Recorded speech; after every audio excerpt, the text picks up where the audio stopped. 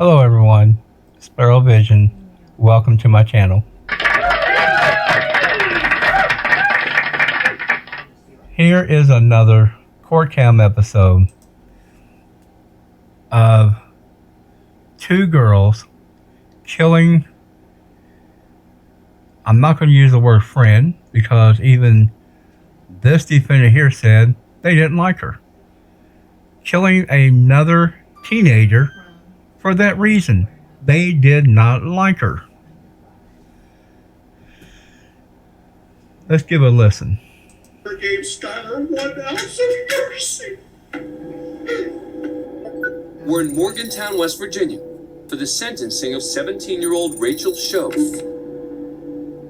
2 years earlier, Shoaf and another teen, Sheila Eddy, invited their mutual friend, 16-year-old Skylar Neese, to take a late-night car ride with them to rural Pennsylvania.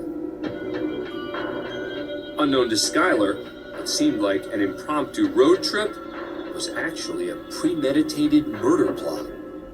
When they arrived there at that location in the countryside,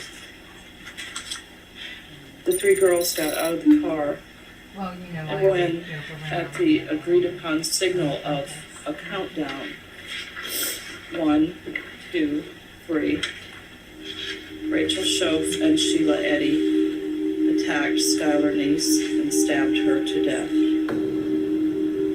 How heartbreaking. Skylar attempted to run away, but Rachel Shoaf tackled her.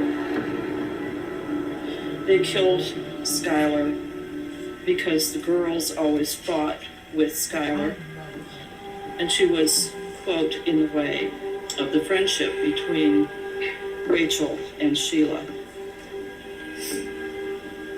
Murder by a stranger is a horror, but deliberate murder by friends is unthinkable.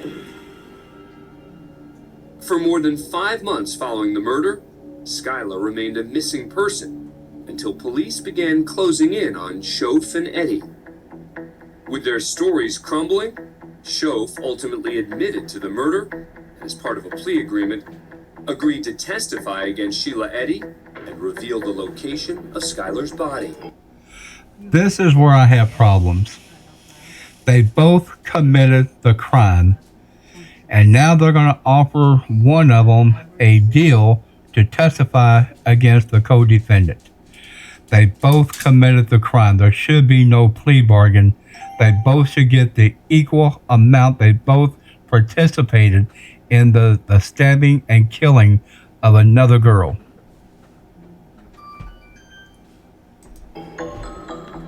In return, the state allowed her to plead guilty to the lesser charge of second-degree murder. Shoaf told police the reason for killing Skylar was, "We just didn't like her." They just didn't like her. So they're going to allow her to plead guilty to second-degree murder. Now, from what I understand, the difference between first degree and second degree, first degree is intentional. Second degree is you didn't mean to kill them, but they died. Well, I'm sorry, they set it up. That's intentional. They drove her out to the country. That's intentional. They both stabbed her to death. That's intentional. Even when she tried to run away, they chased her down and kept stabbing her. That's intentional. That should never be plea bargained down to second degree. My opinion. Now at sentencing, Shoaf addresses the court and Skylar's family. I'm so sorry. I don't know if there's a proper way to make this apology because there are not even words to describe the guilt and remorse that I feel each day for what I've done. The person that did that was not the real me, not the person I am, not what I'm made of and not what I believe in. I hurt my parents and shamed my family. I hurt my extended family and all of my friends who loved me. I hurt my teachers and those who believed in me. I hurt my church family, my community, and those who trusted me. And I hurt my Lord and Savior, Jesus Christ. May God bring eternal peace to Skylar and the entire Neese family. Again, I'm so sorry, and I pray each day for everyone involved, and I pray each day for forgiveness. Following her statement, Shoaf's attorney asked that his client's cooperation be taken into consideration. It is my belief knowing the facts as I do, that this case would not have been resolved without the confession and cooperation of Rachel.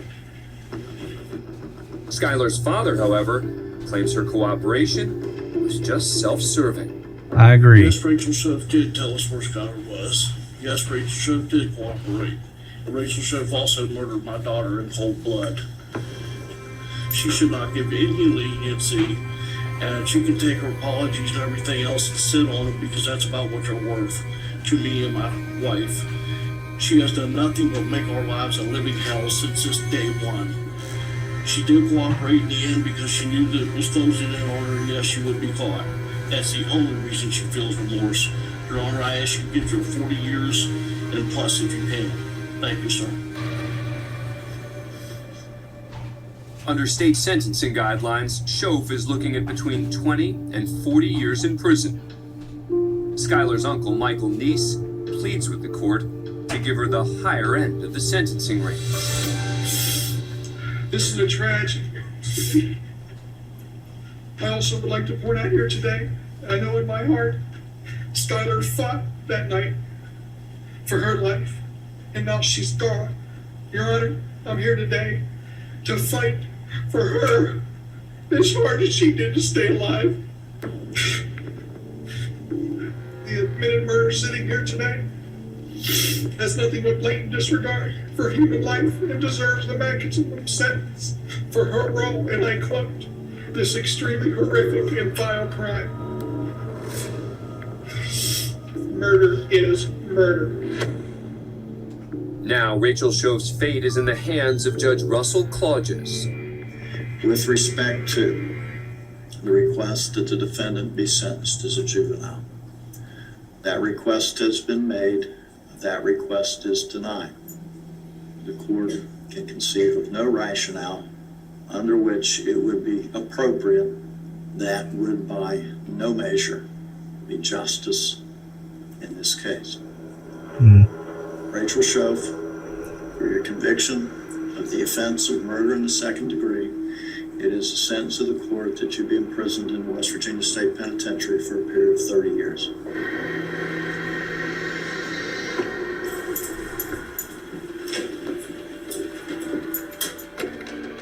Shoaf's sentence falls between the minimum 20 years and the maximum of 40 years for second-degree murder.